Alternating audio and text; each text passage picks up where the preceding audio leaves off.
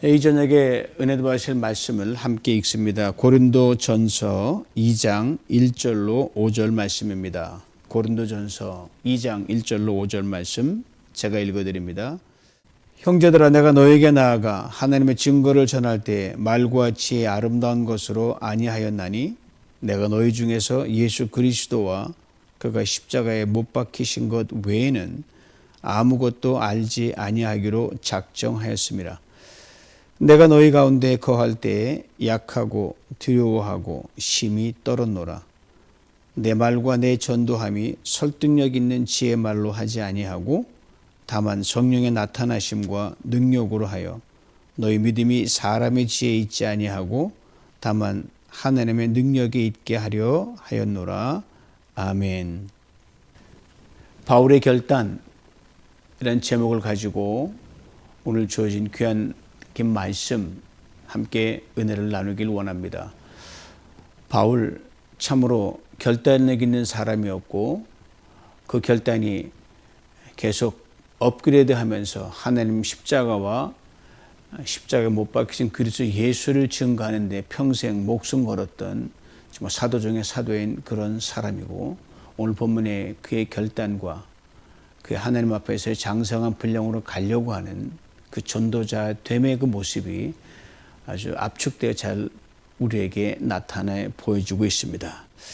오늘 보면 이렇게 시작을 합니다. 형제들아, 내가 너희에게 나아가. 형제들아라고 했습니다. 형제들은 당연히 고린도 교회 성도들입니다. 아신 대로 고린도전서는 바울이 고린도 교회 성도들의 잘못을 질책하고 야단치고 꾸짖는 그런 서신입니다. 근데 바울은 편지글 시작부터 이 형제들이란 말을 자주 불러옵니다. 바로 이걸 통해서 우리 공동체 내에 피차를 어떤 각도로 어떤 관점에서 바라보아야 하는가를 우리는 분명히 배우게 됩니다. 바울은 지금 감옥에서 편지를 쓰고 있단 말입니다. 그리고 편지를 쓰는 이유는 썩 좋지 않아요. 교회 내 분쟁과 다툼에 관한 겁니다. 인간적인 생각으로는 거기 연루된 사람들에 대해 섭섭하고 미운 감정이 당연히 들죠. 들지 않으면 사람이 아니니까.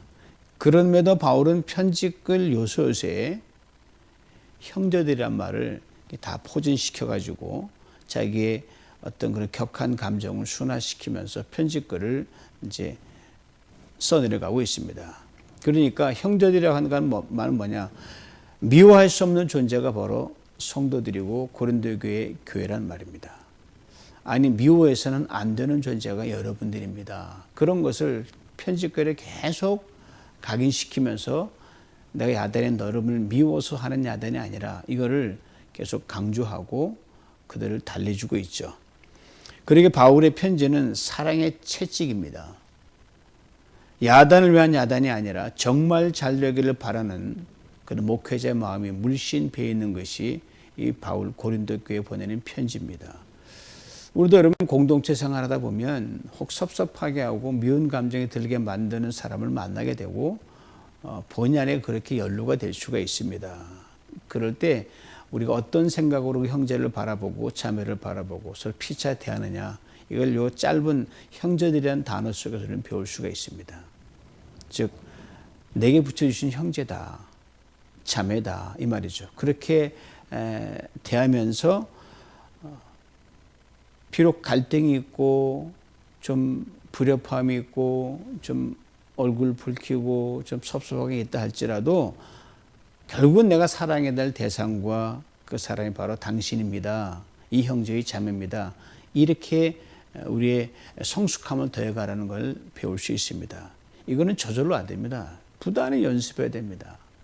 여러분, 화를 맨날 내는 사람이 화 안 내야지 결심한다고 됩니까? 연습이 안 됐는데 똑같은 거예요. 그렇게 부단히 연습하게 되면 어느 순간에 성령께서 우리를 도우십니다. 그래서 이 섭섭함과 이 미움이 우리를 흔들어 놓지 못하게 합니다.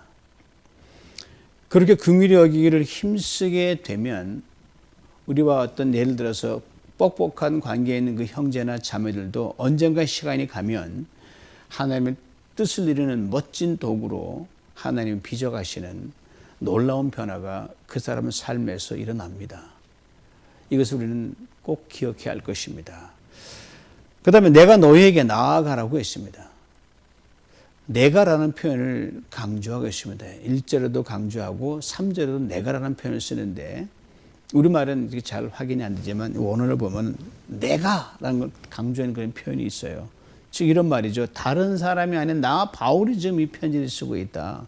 야단을 쳐도 나 바울이 여러분 1년 6개월 동안 눈물 흘리며 함께 교회를 세우겠 나 바울이 이 말이에요.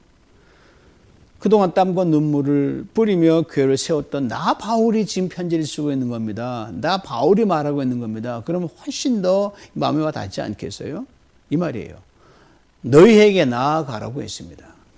즉 고린도 교회에 처음 도착했을 당시를 회상하는 구절입니다. 그때 바울이 고린도에 처음 도착했을 때 고린도의 상황은 어떠했을까요? 바울이 고린도 지역을 처음 방문했을 때는요.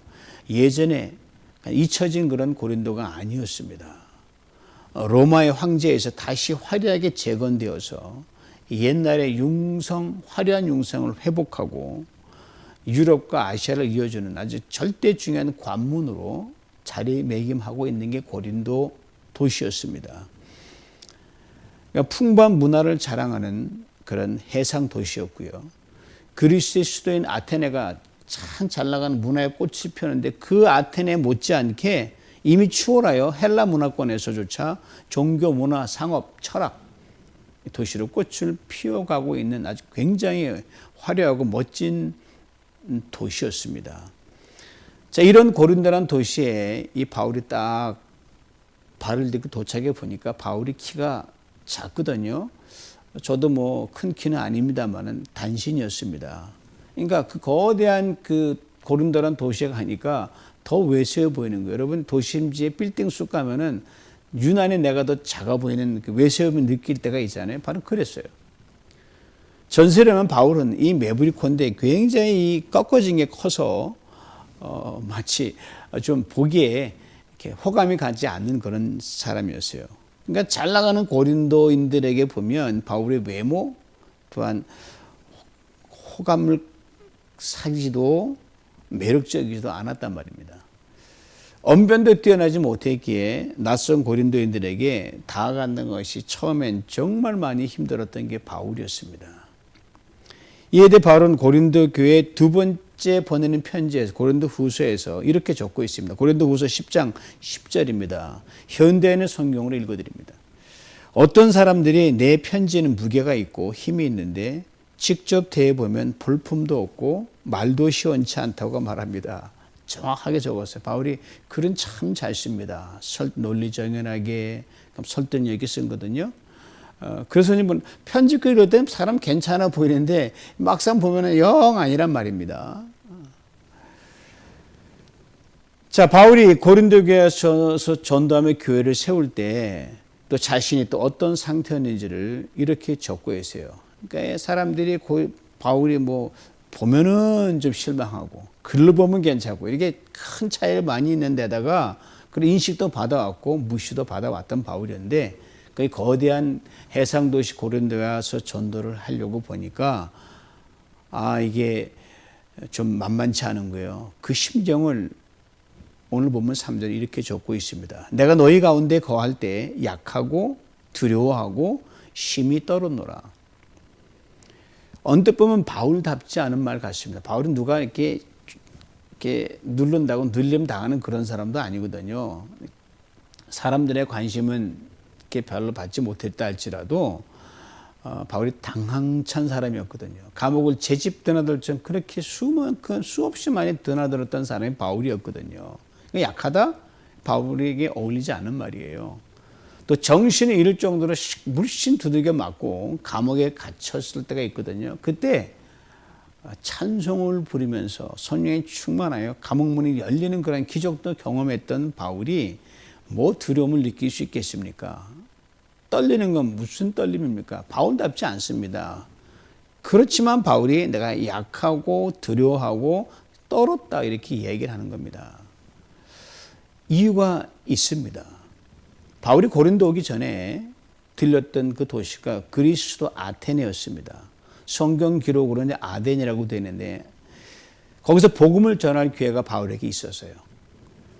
바울이 당시 아테네에서 복음을 전하던 상황을 사도행전 17장에 자세하게 기록해 줍니다. 바로 그 아테네에서 전도했던 그 상황에서 바울이 이 고린도로 오면서 저 복음을 전할 때 자신이 약하고 두려워하고 심히 떨었다고 고백하고 있는 겁니다. 도대체 아테네에서 무슨 일이 있었던 겁니까?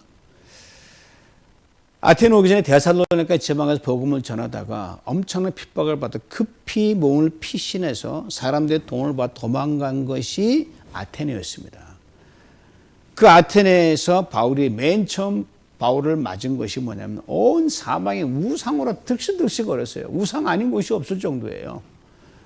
이련의 바울의 마음이 속이 상한 거예요. 아니 이 철학과 문화와 이 잘나간 도시에서 웬 우상 덩어리냐. 너무 매치가 안 되는 거예요. 속으로 격분이 났어요. 서둘러 그곳에 있는 회당에 들려가지고 유대인과 경건한 이방인들과 토론도 하고 또 장터에 나가서 그곳에 모인 사람들과 논쟁도 하고 변론을 벌이고 그랬습니다. 바로 여기에서 자연스럽게 소위 아테네에서 잘 나간다는 철학자들과 논쟁을 벌이는 그런 상태까지 갑니다. 바울 로마 시민권자거든요. 헬라어가 모국어처럼 유창했던 요즘 말은 1.5세, 1.8세에 가까운 그런 게 바울이었습니다. 그러니까 이들과 말도 잘 통하겠다. 질세라 논쟁을 벌였습니다. 물론 논쟁을 한 논쟁이 아니었어요. 복음을 전하기 위해 그들을 설득하고 잘못된 걸 깨우치고 이해시키려고 했는데 소위 똑똑하다는 사람들이 우상을 섬기는 것이 말이 되냐. 그걸 막 지적을 해줬어요. 그리고 당시 아테네 광장, 아고라는 큰 광장에 많은 사람 모였는데 거기에서 큰 소리로 복음을 전하기 시작했습니다. 이때 바울이 결정적 근거로 삼은 것이 뭐였냐면요. 아테네 우상 제단 중에 하나에 unknown God, 알지 못하는 신에게라는 제단 이름을 그렇게 붙여놓은 게 있었거든요. 그것이 단촉을 삼아가지고 바울이 거기서부터 일장 연설을 풀어나갑니다. 당시 아테네 우상신들이 너무너무 많았기 때문에 미처 감사를 드리는 신이 놓칠 신이 많을 정도로 그렇게 너무 신이 많아서 빼먹고 넘어간, 그러면 빼먹고 넘어 신이 노할까 봐 그래서 그냥 알지 못하는 신, 우리 혹시 감사를 빼먹었으면 용서하세요라고 그 재단을 만들어낸 게 unknown God이에요. 알지 못하는 신에게는 그 재단이었어요. 여기서 이제 시작해서 참신의 하나님을 막 설파하는 겁니다. 그리고 이렇게 그 연설을 끝냅니다. 사도행전 17장 31절이에요. 들어보세요. 이는 정하신 사람으로 하여금 천하를 공의로 심판할 날을 작정하시고 이에 그를 죽은 자 가운데서 다시 살리신 것으로 모든 사람에게 믿을 만한 증거를 주셨음이니라. 여러분 나중에 사도행전 17장은 자세히 읽어보면 아시겠지만 바울 나름대로 아테네 철학자들의 복음을 전하고자 했던 건 사실이에요. 우주와 만물의 기원부터 쫙 시작해서 예수 그리스도를 보내는 과정까지 논리적으로 설득적으로 말을 풀어갔습니다. 그런데 그 연설에 아테네 사람들과 철학자들의 반응이 시큰둥했습니다. 이에 대해 사도행전 17장 32절에 이렇게 말합니다. 그들이 죽은 사람들의 부활에 대해 들었을 때 더러는 비웃었으나 더러는 이 일에 관해서 당신의 말을 다시 한번 듣고 싶소. 뭐 말도 안 되는 소리 하느냐. 좀 그래 한 번 더 들어볼게. 다시 만나자. 이런 식으로 시큰둥하게 끝났어요. 물론 소득은 좀 있었지만. 그러게 저는 바울의 마지막 그 연설 대목의 구절이 좀 많이 아쉬워요. 정하신 사람으로 하여금이라는 그 표현입니다. 예수 그리스도를 말하는데 바울이 왜 이 대목에서 예수 그리스도 하나님이 사람 되신 아들 예수 그리스도라고 분명하게 말하지 않았을까? 좀 이렇게 각을 피해서 간접적으로 설명한 것 같아요. 이게 가장 아쉬운 대목입니다. 바로 이런 저런 점에서 혹자는 바울의 아테네 전도가 실패했다라고 성급히 말하는 사람들이 있는데 저는 개인적으로는 이 실패나 성공의 날을 그렇게 논하고 싶은 자격도 없고 또 그러고 싶지도 않습니다. 열목에 있고 없고는 하나님이 판단하실 문제이기 때문에 다만 바울이 예수 그리스도의 십자가와 부활에 대해 더 분명하고도 심플하게 말해줬으면 어땠을까라는 그런 아쉬움이 남아요. 그렇게 아테네 전도여행을 끝내고 그 다음 간 도시가 고린도입니다. 바로 그때의 심경을 바울이 이렇게 솔직하게 털어놓고 있는 거예요. 3절 말씀 다시 불러옵니다. 내가 너희 가운데 거할 때에 약하고 두려워하고 심히 떨었노라. 아테네를 떠나 도착한 고린도. 이 도시 아테네 못지않게 거대한 우상의 신전이니까 한 복판에 있어요. 큰 산동경이 엄청난 거대한 신전. 지금도 없어졌죠. 정치, 경제, 문화, 종교, 철학 등 모든 면에서 헬라 문화가 물씬 배어 있는 그런 도시였어요. 순간 아테네에서 철학자들과 격하게 논쟁하면서 그 철학자들이 다른 사람들과 함께 이 바울을 비웃었던 그 말들이 막 오버랩되는 거예요. 이 말쟁이가 무슨 말을 하고자 하느냐. 아테네에서 막 전도할 때 바울도 수준이 있다 하지만 철학적인 그 연구 쪽으로 막 더 달변인 사람이 있으니까 바울이 말이 웃기게 들리는 거예요. 이 말쟁이란 말이 뭐냐면요. 경멸적인 수준이에요. 어린아이 수준밖에 안 된다는 표현이고요. 무슨 말을 할 수 없이 말만 장하게 늘어놓지만 도대체 앞뒤 두서가 없다. 좀 많이 배우고 와라. 그런 표현이에요. 무식하게 떠드는 논리가 없는 그런 말이다. 이 소리를 바울이 수도 없이 들었거든요. 그게 생각이 난 거예요. 여기 왔다 또 이런 망신 당하지 않을까 겁이 덜컥 나기도 하고 신경도 쓰이기도 하고 그러면서 바울이 뭘 깨달았냐 하면 이런 무리들이 많이 모여든 아테네 광장에서 자신의 했던 연설을 한번 돌아보게 됩니다. 내가 무슨 말로 복음을 전했던가. 그리고 아테네 철학자들과 같은 방식으로 지혜와 지식을 총동원해서 그들을 설득하는 데 더 초점을 맞췄던 것에는 바울이 깨닫게 됩니다.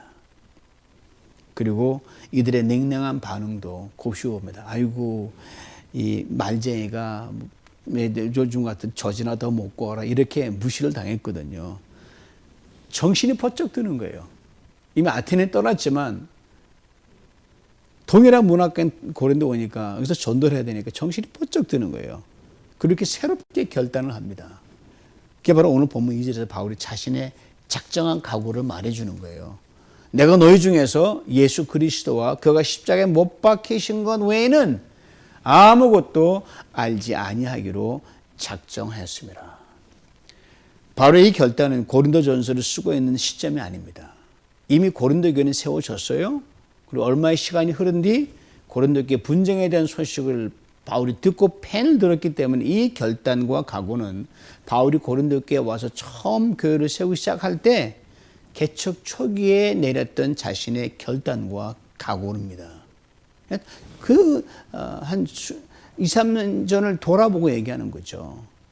너희 중에서란 말이 뭐냐면요. 그때 처음 내 고린도 왔을 때 여러분과 함께 막 땀 흘려 교회 개척했던 그때입니다. 이걸 상기시키는 거예요. 내가 그때 무슨 말을 했는지 여러분 기억할 겁니다. 라고 하는 걸 전제를 깔고 있어요. 바울의 결단이 뭡니까? 예수 그리스도와 그 십자가에 못 박히신 것 외에는 아무것도 알지 아니하기로 작정했다. 요약하면 십자가에 못 박힌 예수, 즉 바울이 전한 복음의 내용의 핵심입니다. 그런데 유의해서 보아야 할 대목이 있습니다. 바로 아무것도 알지 아니하기로 작정했다는 부분입니다. 십자가에 못 박힌 예수, 바울이 고린도 오기까지 줄곧 외쳤던 복음입니다. 그런데 십자가에 못 박히신 예수를 전했다고 하지 않고요. 그것 외에는 아무것도 알지 아니하기로 작정했다고 합니다. 분명 아테네 기업과 맞물려 있습니다. 바울에게는 아테네 전도 여정이 늘 아쉬운 트라우마로 남아있기 때문입니다. 즉 이런 것이죠. 그때 철학자들과 변론하기보다는 듣든 안 듣든 예수 그리스도 십자가에 못 박힌 예수 그 얘기만 줄곧 했어야 했는데 내가 너무 이들과 접촉점을 찾기 위해 철학 이야기를 나누었고 지혜 이야기를 나눴고 문학 이야기에 많은 시간을 쏟은 것 같다. 이걸 바울이 깨달은 거예요. 그다음에 하나님의 아들 예수, 그가 죽을 수밖에 없는 우리들을 살리기 위해 이 땅에 사람으로 오셨고 우리의 저주와 허물을 다 짊어지고 십자가에 죽으셨다. 그에게 영원히 사는 길이 있다.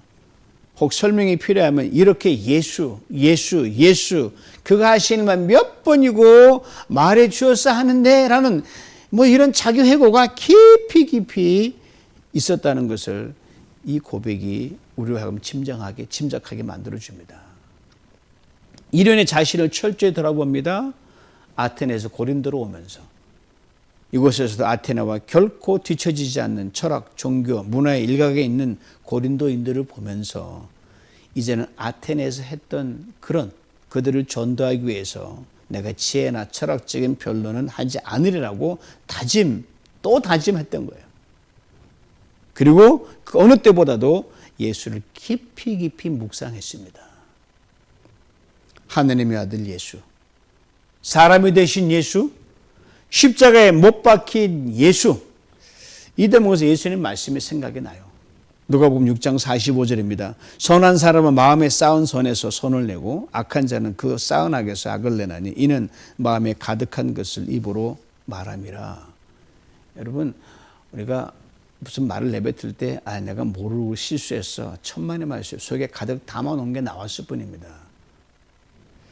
그래서 바울 다시 예수만으로 자기 마음과 영과 뜻과 감정과 의지를 가득 채우기로 결단합니다. 자나깨나 예수만 묵상했습니다. 꿈을 꿔도 예수 꿈을 꿨어요. 그렇게 예수로 영과 마음과 생각을 가득 채웠습니다. 입만 열었다면 예수 얘기, 십자가에 못 박힌 예수 얘기, 고린도에서 전도하고 교회를 세우기 전에 예수를 가득 채우는 영성훈련을 그가 밤이 맞도록 했어요. 이렇게 예수로 충만한 상태에서 바울은 자신이 가지고 있던 천막 깁는 그 기술을 이용해서 낮에는 부지런히 생계를 꾸려와서 일을 했습니다. 밤에는 전도했습니다. 평일엔 일하고 주일엔 전도하고 또 돌을 절하고 복음을 나누고 또 다른 헬라 문화의 본거지인 고린도에서 어디를 가더라도 십자가에 못 박힌 예수만 증거했습니다. 그리고 3절의 그 고백처럼 그는 약했습니다. 두려웠습니다. 심히 떨었습니다. 핍박 때문에 그런 것이 아니었습니다. 감옥 갈까 봐 무서워서도 아니었습니다. 헬라 문화에 젖어 내놓으라 하며 자랑하는 고린도 사람들에게 오직 십자가에 못 박히신 예수만 전할 때 과연 이들이 들어줄까? 이들이 믿어줄까? 이곳의 구원의 열매를 얼마나 맺을까 등을 생각하면서 하나님 이제는 정말 부끄러운 전도자, 창피를 당해도 예수로만 떨때 뭉치겠습니다. 전도자로 서고자 했던 바울이 하나님 앞에서 갖는 그 약함이요, 그 두려움이요, 그 떨림이었습니다. 사람을 무서워서가 아니었어요. 하나님을 두려워하는 그런 떨림. 하나님을 두려워하면 사람이 무섭지 않습니다. 하나님 앞에서 약하면 사람 앞에서는 강할 수 있습니다. 바울이 그 약함, 그 두려움, 그 떨림이었어요. 이 바울을 성령께서 도우셨습니다. 그리고 밤에 환상 중에 나타나셔서 이렇게 용기와 위로를 해주셨습니다. 이에 대해 사도행전 18장 9절 10절 이렇게 증거합니다. 밤에 주께서 환상 가운데 바울에게 말씀하시되 두려워하지 말며 침묵하지 말고 말하라. 내가 너와 함께 있음에 어떤 사람도 너를 대적하여 해롭게 할 자가 없을 것이니 이는 이 성중에 내 백성이 많음이라 하더라. 그렇게 십자가에 못 박힌 예수만 전했던 바울의 고린도 전도 여정, 상상할 수 없이 많은 열매를 맺었습니다. 물론 문제가 있지만 많은 사람들을 모아서 그들을 다듬으셨으니까요. 놀라운 열매를 맺었어요. 이런 바로 저는 감히 범접할 수가 없죠. 하지만 그리스도인들인 우리들에게는 참 능력과 힘과 위로가 되는 것이 십자가라는 것. 십자가 못 박힌 예수라고 하는 것은 저는 팬데믹 이전 마켓 전도와 가가오 전도를 통해서 정말 뼈저리게 경험한 바 있습니다. 그리고 전도팀과 전도를 나갈 때마다 저는 늘 약하고 두렵고 떨었습니다. 사실 사람 무서운 건 아닌데 잘 들어줄까?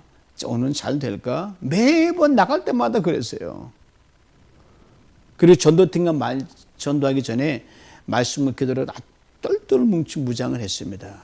주님 간절히 도움을 구할 수밖에 없었어요. 그리고 마켓 전도나 가곡 전도를 하면서 제가 상대에서 복음을 나누기에 복음분들을 종종 만난 경험이 있거든요. 제가 좀 이야기 나누면 제가 감히 범접해서 학벌이나 모든 스펙이나 제가 쫓아갈 수가 없어요. 더더욱 간절히 기도할 수밖에 없었습니다. 그렇게 전도 현장에 서면 성령께서 우리 전도팀들을 기이하게 도와주셨습니다. 무슨 말을 해야 할지까지도 그 대상에 따라 기가 막히게 할 말을 입에 띄워주셨어요. 생각나게 해주셨어요. 이것이 예수 십자가를 들고 나가는 전도자가 주시는 특별한 은혜입니다. 이것을 바울이 오늘 본문 5절에 이렇게 적고 있습니다. 너희 믿음이 사람의 지혜에 있지 아니하고 다만 하나님의 능력에 있게 하려 하였노라. 두 가지를 바울이 전합니다. 먼저는 여러분들이 구원받은 것은 하나님의 능력인 예수 그리스도의 십자가로 인한 것입니다. 이 말이에요. 다음은 이 십자가의 능력으로 하나 된 여러분들이 분쟁하고 다투면 되겠습니까? 이 말이죠. 이 잠시 1절로 돌아가 봅니다. 형제들아 내가 너희에게 나아가 하나님의 증거를 전할 때 말과 지혜의 아름다운 것으로 아니하였도다. 하나님의 증거라고 했습니다. 어떤 사람은 하나님의 비밀이라고 되어 있어요. 즉 십자가죠. 좀 풀면 십자가에 못 박히신 예수입니다. 아신 대로 인간의 하늘은 증거가 필요해요. 증거 없으면 무죄 판결 내고 이게 성립이 안 되니까요. 그런데 하나님이 하신 일에는 증거가 필요 없다는 것 아십니까? 왜? 하나님은 스스로 계신다고 말씀하셨거든요. 스스로 계시는 분이 그 하늘 자체가 스스로를 증거하기 때문입니다. 그럼 십자가에 무슨 증거가 필요합니까?